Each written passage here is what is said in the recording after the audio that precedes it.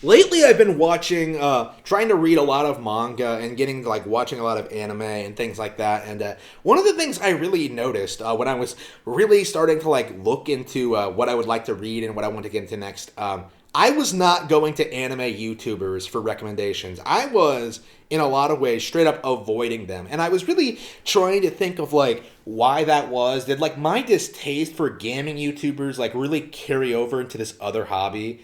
Was that like all it was? Was I just like being unfair to this group of people that I really have no interactions with, that I really have no understanding of at all? Like I don't know anything about the anime community. I know of a few individuals involved with them. I know of a few major YouTubers. I know like a general idea of what they do and like the crazy shit they pull, but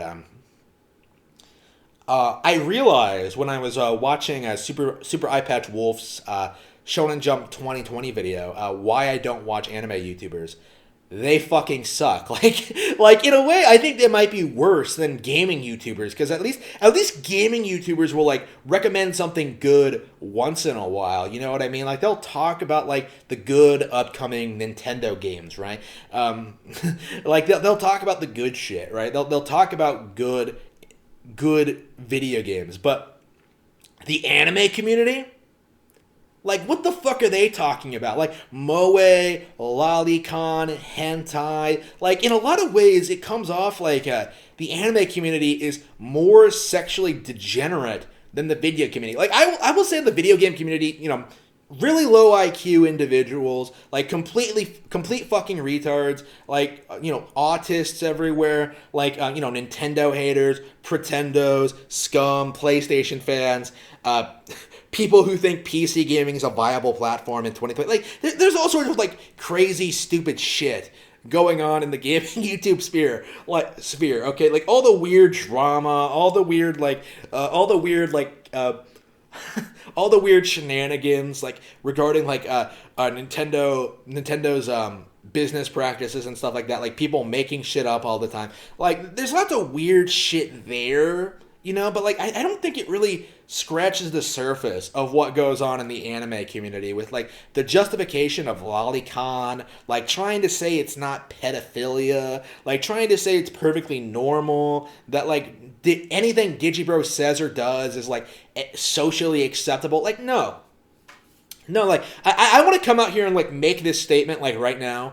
I think DSP has more Darkside Phil has more credibility than the anime community. Like, hear me out when it comes to this. Like, Darkside Phil will at least like play everything that comes out and sort of give his opinion on it, and it's not really necessarily like a disgusting opinion. You know what I mean? Like, other than like being a PlayStation playing pleb, right? Like, yeah.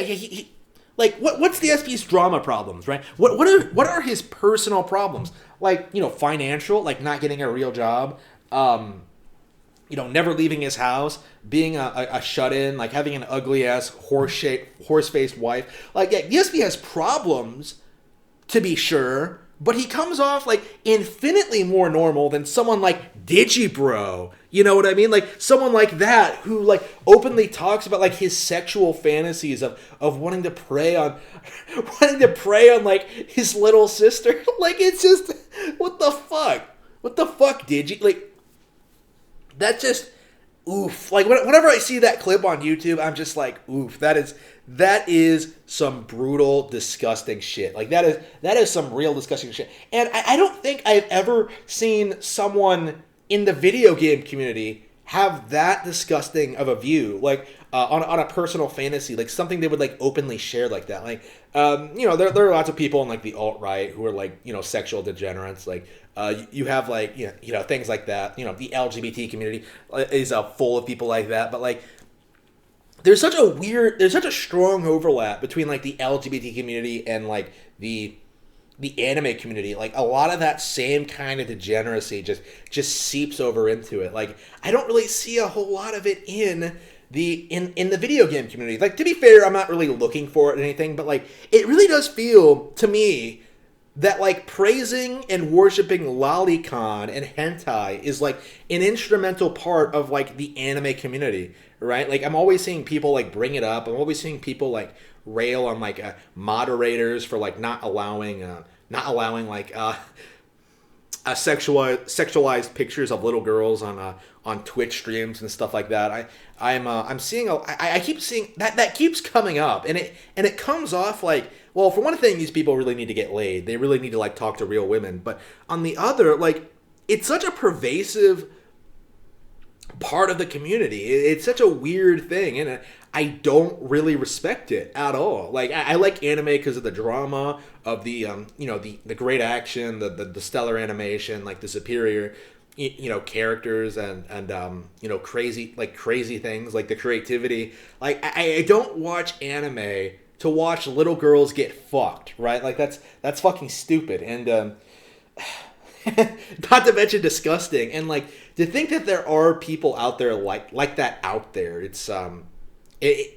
disheartening. Like, I would go so far as to say that like people like Digibro should not be allowed to be on the platform, like making money, like monetizing this shit, like openly talking about pirating content, like things like that. It's just like what the fuck.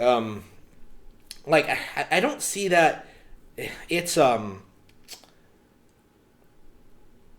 like not only that. Like, not only all of that, like, why am I talking about the sexualization specifically? Well, the reason for that is because, like, I really do think it impacts their views on other anime. Like, it's kind of weird to see these people, like, declare shit like Miss Kabayashi's Dragon Maid as being, like, one of the best anime. This is actually the reason I stopped watching these people. I realized this recently because a while back they recommended this show. Like, there was this universal like acceptance of like, this is the best show of this year, and it's like some shitty like slice of life thing about some woman living with a dragon. It's fucking stupid. Like, it looks dumb. It's not well animated. Like, it's not funny. It's not interesting. But it has little girls in it, so it's the best thing ever. For these people, it's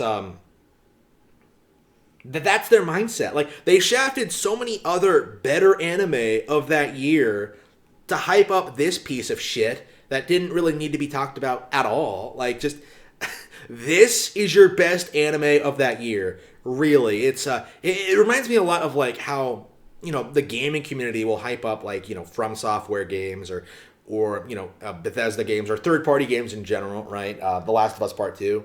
Like, but it comes off as even worse because, like, at least with those games, you can say, like, oh, they're realistic. Oh, they're aimed at mature audiences. Oh, I like I like this kind of thing. But when it comes to like, hentai, when it comes to like shit like that, when it comes to that kind of show, it's like, well, if the appeal is like the sexualization of these characters, then like I don't respect it. I don't respect you for enjoying it. I don't respect the animators for making this thing. I don't want to see it on my feed at all. I don't want to see people praising it. Like, it doesn't need to be talked about, and it doesn't deserve to be talked about like alongside other better shows.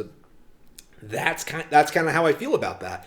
And seeing anime YouTubers like constantly keep going further and further down this rabbit hole of degeneracy and like continuing to like obsess over entertainment and obsess over waifus and like anime girls, like it's just it's stupid. I don't respect it, and I don't respect these people or their opinions.